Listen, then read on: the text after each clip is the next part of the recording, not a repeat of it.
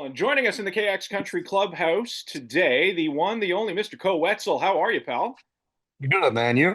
I'm pretty good. Listen, we might as well start here. I just want to say congratulations on all the recent success with Nine Lives and more specifically High Road. Did the Koe Wetzel that was performing tunes like Something to Talk About and Ragweed back in the day, like 9, 10 years ago in those dive bars and clubs across Texas, ever think he would have not just a number one, but a multi-week number one in Canada?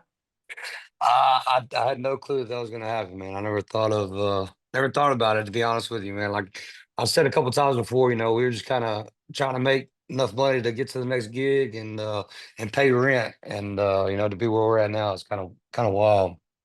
When did you meet Jessie? Did you approach her to be a part of the song? Yeah, so I've known her for a couple years.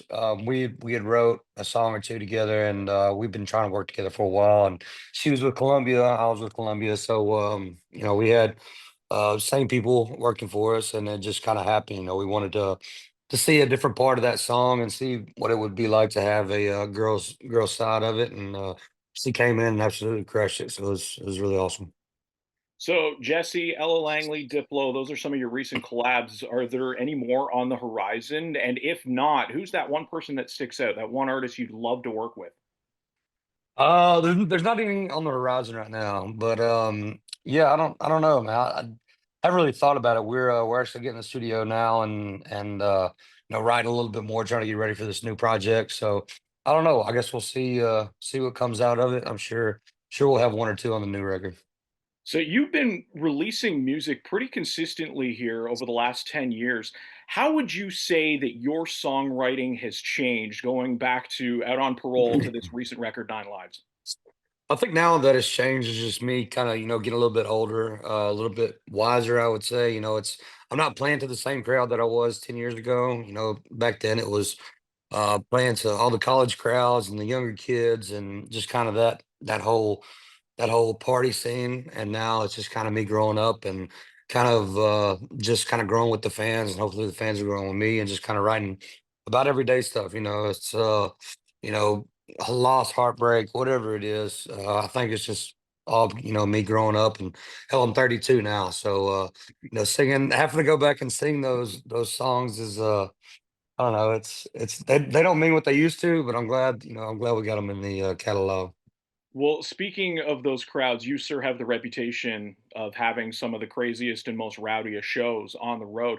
Describe a Koe Wetzel show now for those uninitiated.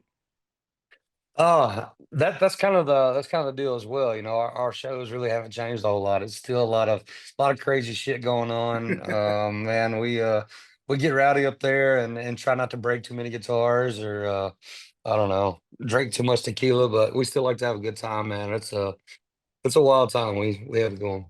Okay, I want to know how an acoustic tour with Hardy wrapped up with you breaking your shoulder. How the hell did that happen? Man, I don't know. Back then, everything was kind of a blur, especially that night. But yeah, I woke up and I couldn't feel my shoulder, and I looked and everything was kind of black. And I went to the Oh, doctor and he was like, "Yeah, you tore your entire pectoral and everything." But and then the same thing happened the next weekend. I was supposed to be on, like, kind of have it in a sling and everything, and the next weekend was the same shit all over again. So now I don't have as much movement in it as I used yeah, no to. mobility in that shoulder anymore, right? Listen, dude, I know we're up against the clock here, so I'm going to hit you with a couple of quick ones. How do you wind down after a show? Honestly, we go straight to the bus. I'll go to the back. I'll cool down for about 30 minutes.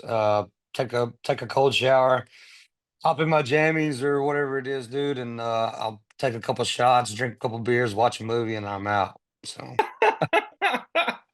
What was your favorite childhood TV show growing up? ooh, TV show. Probably Recess. Recess was a good Okay, one for me. Yeah. all right. Favorite bands or artists that you listened to growing up? Growing up, Nirvana. Nice. Yeah, that was a huge one for me. A lot of pop punk. Listen to a lot of Blink 182, Okay. stuff like that. And but yeah.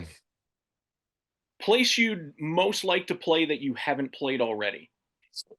Australia. We're Nice. we're actually going in March, I think, this year. So we're Oh, excited to okay. get over there. We're excited to get over there and play for the fans. So yeah, I can't wait for that one. And that leads me into my final one. Plans for this upcoming year?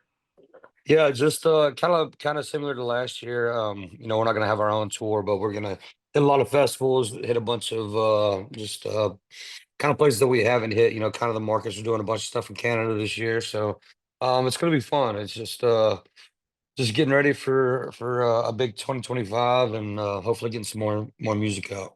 You see that? He's damn near normal. Koe Wetzel, we look forward to seeing you. And thank you so much for spending some time in the KX Country Clubhouse with us today. Appreciate you, pal. I appreciate it. Have a good one.